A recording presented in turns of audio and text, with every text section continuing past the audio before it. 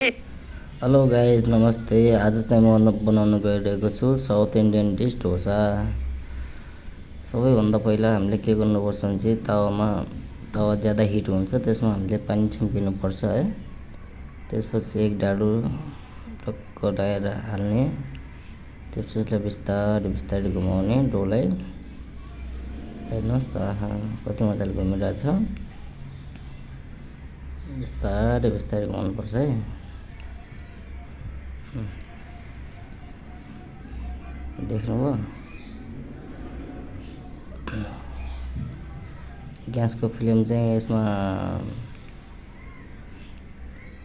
Medium राख्नुपर्छ, किनभने चाहिँ धेरै हिट भयो भने, धेरै नर्मल भयो भने फेरि डोसा बिग्रिने सम्भावना हुन्छ।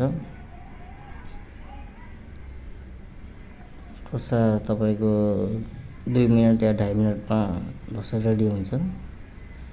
हल्का सेकिन लगायो भनेपछि तपाईँले यसमा घिउ या त मक्खन केही पनि लगाउन सक्नुहुन्छ हल्का हल्का, किनभने चाहिँ यसले चिप्किनमा पनि मद्दत गर्छ, चिप्किन पनि दिँदैन।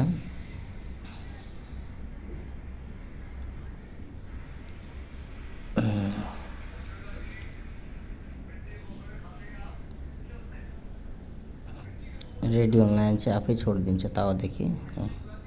देख्नु कलर छोड्दैछ, कस्तो ब्राउन कलर हुँदैछ डोसा।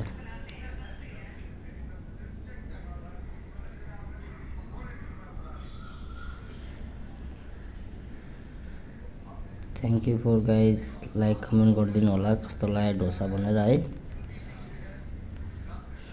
खानजुलसम्म पर्ख्यौँ भनेपछि अब टाइमिङ चाहिँ थोडा अलिकति उनी हुन्छ, कट हुन्छ, त्यसले गर्दाखेरि यतिको म एन्डिङ गर्छु ल। Thank you for guys.